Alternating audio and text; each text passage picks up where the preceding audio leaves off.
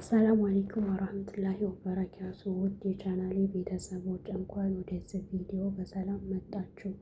በዛሬው ቪዲዮአችን በአሁኑ ጊዜ ብዙዎቻችንን ስለሚያስጨንቀን አንድ ትልቅ ርዕስ እንነጋገራለን። የልብ ሰላም ማጣት እና ጭንቀት እንዴት በእስልምና መፍትሄ ማግኘት እንችላለን? እስከ መጨረሻው አብራችሁን ቆዩ።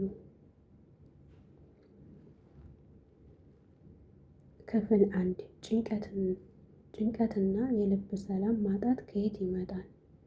በአሁኑ ዘመን ህይወት በጣም ፈጣን ሆናለች። ከሶሻል ሚዲያ ውጥረት፣ ከስራና ከኢኮኖሚ ጫና የተነሳ ብዙ ጊዜ ውስጣዊ ሰላም ይርቀናል። ነገር ግን አላህ ሱብሃነሁ ወተዓላ በቁርአኑ ላይ ምን እንዳለን ታውቃላችሁ? አላህንም በማውሳት ልቦች ይረጋጋሉ። ሱረቱል ራዕድ ቁጥር 28። የልባችን ሰላም ማጣት ዋናው ምክንያት ከፈጣሪያችን ጋር ያለው ግንኙነት ሲቀዘቅዝ ነው። ክፍል 2 የልብ ሰላም ለማግኘት 4 ዋና ዋና መፍትሄዎች። ሰላትና ዱዓ፣ ከአላህ ጋር ማውራት። ሰላት ግዴታ ብቻ ሳይሆን ከጭንቀት ማረፊያችን ነው። ነቢዩ ሰለላሁ ዐለይሂ ወሰለም ጭንቅ ሲላቸው ቢላል ሆይ በሰላት እረፍት ስጠን ይሉ ነበር።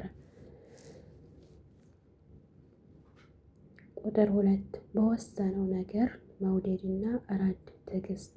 በሕይወታችን የሚያጋጥመን ነገሮች ሁሉ አላህ ለበጎ እንደጻፈው ማመን። ለእኛ የተጻፈው ነገር አያመልጠንም፣ ያመለጠንም ነገር ለእኛ የተጻፈ አልነበረም። ቁጥር 2 ቁርአን ማንበብ እና ማስተንተን። ቁርአን ለልብ ህመም ፈዋሽ ነው።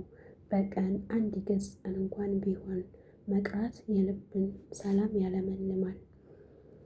4 ወንጀልን ማሳነስ እና እስትግፋር ማብዛት። እስትግፋር የኸይር በሮችን ሁሉ ይከፋፍታሉ፣ እርዚቅንም ያበዛሉ።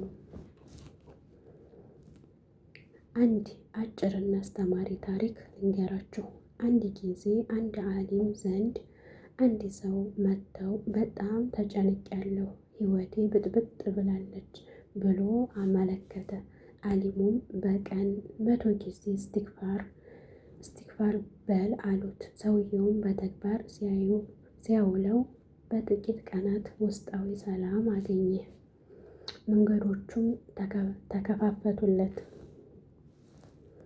ውድ ወንድሞችና እህቶቼ፣ ህይወት ፈተና ናት፣ ነገር ግን መፍትሄዎቻችን ላይ አለ። ዛሬውኑ ከአላህ ጋር ያለንን ግንኙነት እናድስ። ይህ ቪዲዮ እንደጠቀማችሁ ተስፋ አደርጋለሁ። ለሌሎች እንዲደርስ ላይክ፣ ሼር ማድረጋችሁን አትርሱ።